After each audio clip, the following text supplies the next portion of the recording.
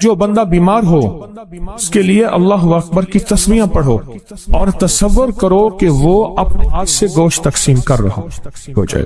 فرمایا جہاں گھر کے اندر جھگڑے ہوں اور جو بندہ مزاج کا سخت ہو اللہ اکبر کی تسمیہ پڑھو، پڑھ کے کہو کہ وہ بندہ اپنے ہاتھوں سے گوشت تقسیم کر رہا. اس تصور کے ساتھ پڑھو، کچھ ہی عرصے میں، کچھ ہی دنوں میں اس کا نتیجہ آنکھوں کے سامنے آئے. اللہ اکبر، اللہ اکبر. یہ وہ لفظ ہے جو شیطان کو، جنات کو ایسے اٹھا کے مٹی کر دیتا ہے اور اس کی حیثیت کو ختم کر دیتا ہے اور اس کی حیثیت کو مٹا دیتا ہے. یہ وہ لفظ ہے اور یہ وہ لفظ ہے اور اس لفظ کی وہ طاقت ہے. اللہ اکبر. ایک بندے کی موت قریب تھی، ایک درویش آئے. ایک بندے کی موت قریب تھی اور ایک درویش آئے. انہوں نے کہا آپ ساتھ بیٹھیں اور بیٹھ کے کلمے کی تلقین کریں، اس کی آخری سانسیں ہیں. وہ کہنے لگے میں بیٹھا ہی تھا کہ اونگ آ گئے.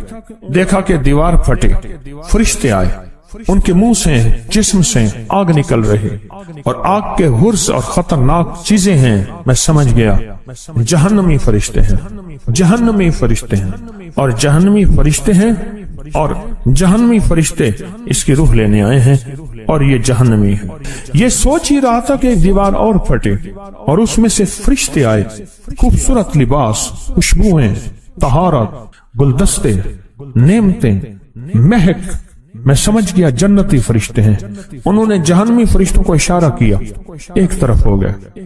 جنتی فرشتہ ایک آگے بڑھا، اس نے اس میت کی زبان کو پکڑ کے نچوڑا، پیٹ کو سونگا، پاؤں کو سونگا، یہ تین چیزیں، اور انکار کیا کہ کچھ نہیں.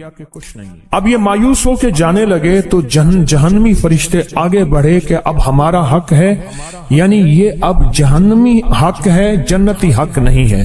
لیکن ان میں سے ایک فرشتہ، ان میں سے ایک فرشتہ، کن میں سے ان میں سے ایک فرشتہ جو ہے، ان میں سے ایک فرشتہ پھر آگے بڑھا اور اس نے زبان نچوڑی اور زبان نچوڑتی کہنے لگا اللہ اکبر. دوسرے فرشتے پوچھا کیا ہوا؟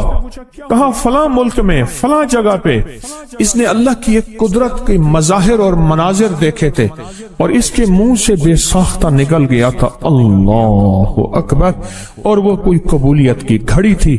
اسی وقت اللہ نے اس کی بخشش کر دی تھی، لہذا اس کی بخشش کا سامان تھا. کہا کیا کیا؟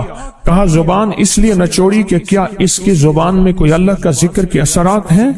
پیٹ اس لیے سونگا کہ کیا کوئی روزے کی برکات ہیں؟ پاؤں اس لیے سونگے کیا اللہ اور خیر کی طرف اٹھنے والے قدم جو آپ حضرات تسبیح خانے کی طرف چل کے آئے ہیں، کیا ان قدموں کی دھول اور برکت ہے؟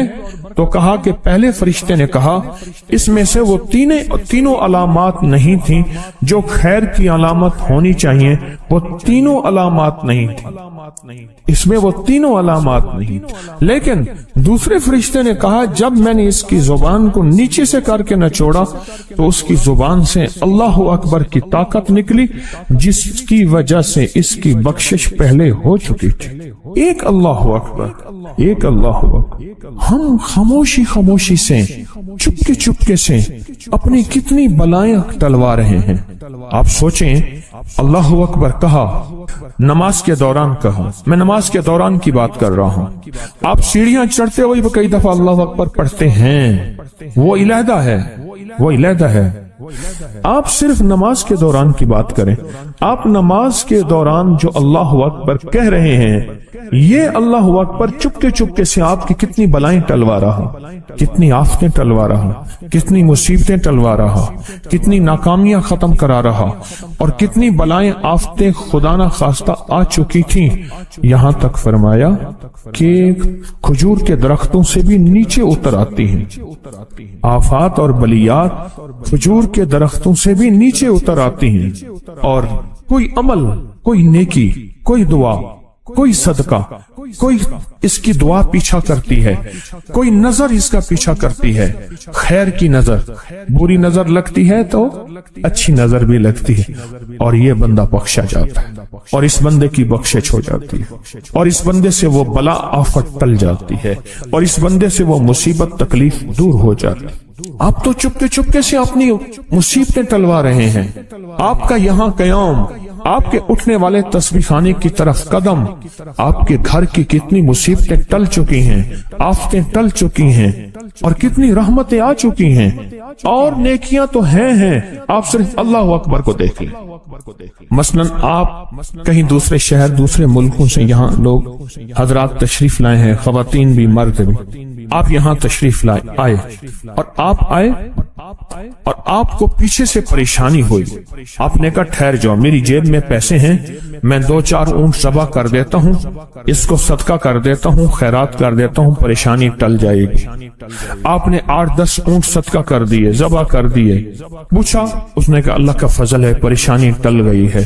آپ بتائیں کہ آپ گھر میں جو حالات چھوڑ کے آئے ہیں، کوئی قرضے چھوڑ کے آیا، کوئی مرض چھوڑ کے آیا، کوئی ذمہ داریاں چھوڑ کے آیا، کوئی بے اولادی کا غم، کوئی اولاد ہے تو اس کا غم، کوئی رشتوں کا غم، کوئی رزق کا غم، کوئی لڑائی جھگڑے، کوئی صحت کا، کوئی مشکلات کا، کوئی مسائل کا، کوئی الجھنوں کا، کسی کے کیس الجھے ہوئے ہیں، کسی کا رزق الجھا ہوا ہے، کسی کی صحت الجھی ہوئی ہے، کسی کی زندگی الجھی ہوئی ہے۔ یہ سارے کے سارے غم جو ہیں، یہ سارے کے سارے غم آپ چھوڑ کے آئے ہیں۔